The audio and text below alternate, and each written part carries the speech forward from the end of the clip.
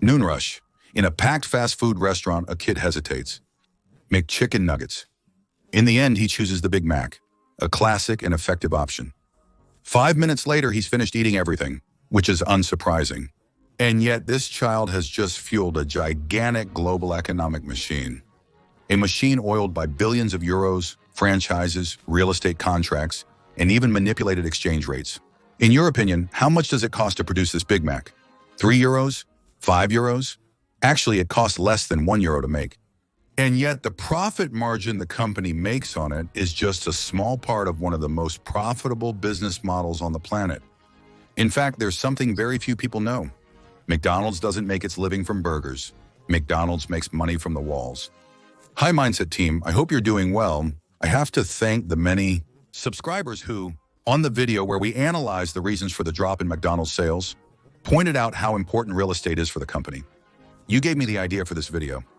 As always, please suggest topics you'd like covered on the channel in the comments. It's a pleasure. We'll come back to McDonald's real estate strategy in detail later. Because to understand how the company became a giant, you first have to look at what they managed to do with a simple burger. During my research, I made an unexpected discovery. The simple burger in question has unintentionally become a global economic indicator, a symbol of globalization, and a tool to detect if a country is cheating with its currency. This burger is, of course, the Big Mac, and what it hides will surprise you. Let's go!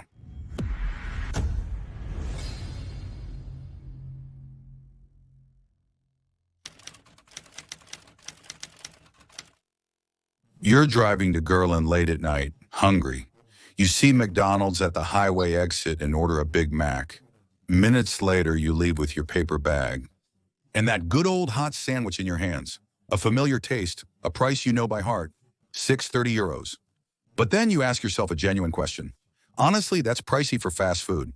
What's the cost to produce this Big Mac? Not what you pay, but what McDonald's spends to make it. And here's a surprise. According to several American and Canadian franchise websites, which are linked in the description, the cost of the ingredients alone is around 0.77 to 0.85 United States cents, which is about 80 euro cents. For France, even though sources are rarer, the cost of the ingredients and packaging for a Big Mac would be about 66 cents, according to TixUp. Add to that the salaries, expenses, packaging, logistics costs, and the total cost rarely exceeds 2.50 to 3 euros. At the register, you pay over double, and in some countries, nearly triple. That's where it gets intriguing.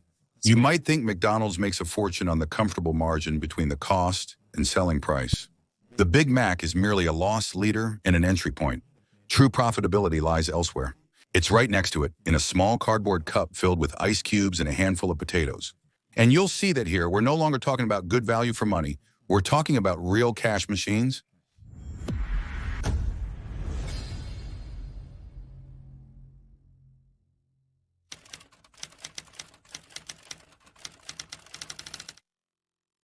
An analyst is looking at staring at an Excel sheet. He frowns upon noticing Big Mac production costs are rising, causing shrinking profit margins. He looks up, looks at his colleague and says, "Don't worry, as long as they order the combo, we're fine." You might have thought that McDonald's made its money on the Big Mac. By the way, I thought exactly the same thing when I was a student and working at McDonald's myself. I know it's expensive, but the Big Mac is what draws you in, what gives you an excuse to come. But the maximum profitability isn't there. It's in what you add without thinking about it. Almost automatically. The fries, the Coke, and sometimes a little extra sauce. Let's take sodas, for example. In fast food, it's one of the most profitable products in the world. At McDonald's, a half-liter Coke costs under 0.10 to produce. And that's if you include the ice, the cup, the lid, and the straw. The syrup alone costs about 2 cents. The same soda is resold for the 2-3, varying by size and country. The result is that, according to Quick Service Restaurant Magazine, there's a gross margin of over 90%. The cost of ingredients for a typical serving of fries, including oil, is around 20 to 30 cents. They're sold for over 3 each or in meal deals, with margins often surpassing 80%. That's what the industry calls high-profit side items. They balance margins by absorbing price hikes in meat, cheese, or transportation. Importantly, these enable McDonald's to frequently offer promotions. And it doesn't stop there. These products are not only profitable, they are also cleverly positioned. Menu, visuals, size, and options are all designed to guide you to the most profitable combinations. Take a simple example: small, medium, large.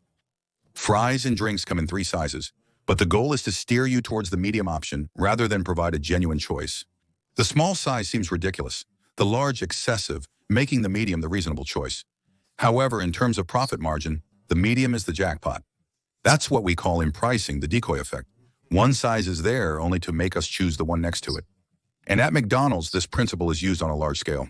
Add to that the best of menus, premium options, touchscreen kiosks with automatic suggestions, and you get a structured menu. Not to please you, but to maximize the average order value. It's sales psychology applied down to the last detail. And in this game, McDo is an absolute master. But even then, that's just one layer of the model. It's profitable, yes, but there's another level. An even more discrete model, even more powerful, the one that runs in the background. While you hesitate between medium or large, McDonald's has already started profiting. And you'll see, it's not about food service anymore. It's a completely different business.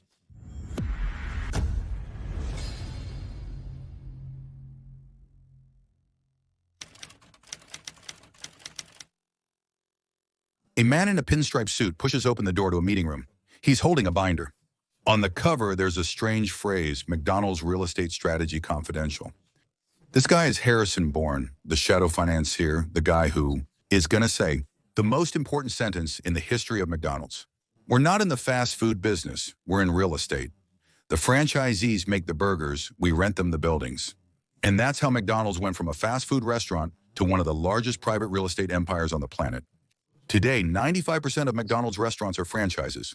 These are independent entrepreneurs who must pay an entry fee of around $45,000. Then every month, royalties, usually 4 to 5% of the turnover, and above all, rent. And this rent, in more than 70% of cases, is paid directly to McDonald's itself. Because yes, the group owns the buildings, and often the land as well. The result is that the more a franchisee sells, the more McDonald's collects.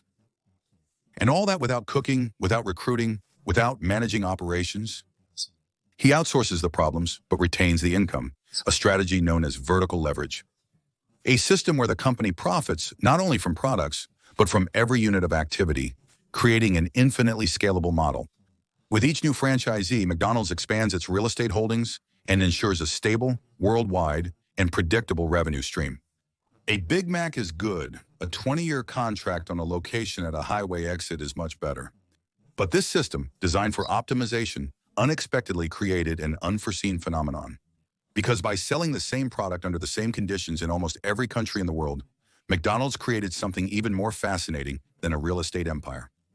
They created a global economic indicator, a tool used by economists, governments, and markets. And all that with a simple sandwich.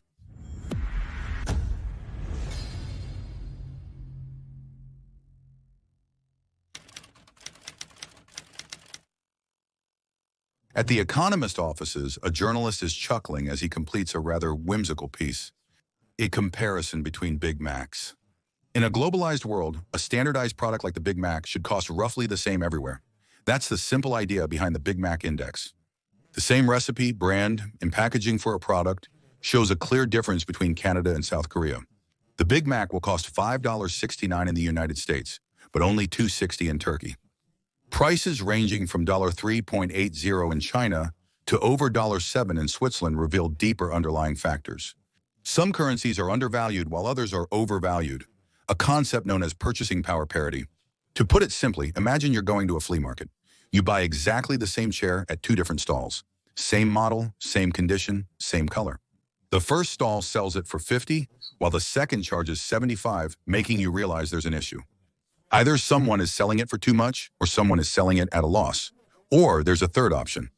The currency we're using has different purchasing power, which is the definition of purchasing power parity. A Big Mac should cost the same everywhere if currencies were properly aligned. But what if it costs $5 in the United States and only 20 yuan in China? So, the logical exchange rate would be $1 for 4 yuan. But if in reality the official rate is $1 equals 6 yuan, that means the yuan is undervalued by 33%. In other words, your dollar has too much power in China and not enough elsewhere. And that's exactly what the Big Mac Index shows, an indicator published twice a year by The Economist. It's used in universities, macroeconomic reports, and even political arguments. For years, the United States accused China of currency manipulation, a claim supported by the Big Mac Index. The Economist published an adjusted version of the index that accounts for each country's standard of living. And then, surprise, even though it's not really one. Upon reflection, the yuan was no longer undervalued by 30%, but nearly at equilibrium. A burger at the core of monetary geopolitics. He even inspired others. We also saw, following the same logic, the iPod index, the Starbucks index, the Netflix index appear. But none has the symbolic power of the Big Mac. Because only McDonald's has succeeded in offering a product that is remarkably consistent across numerous countries. The Big Mac is a sandwich, but it's also a flagship product, a tool for profitability, a real estate lever, an economic indicator. Above all, it's a reflection of a meticulously designed system. McDonald's went beyond just selling a good product. They built an entire ecosystem around it. That's the real business lesson. It's not what you sell that makes you wealthy, it's the system you build around it.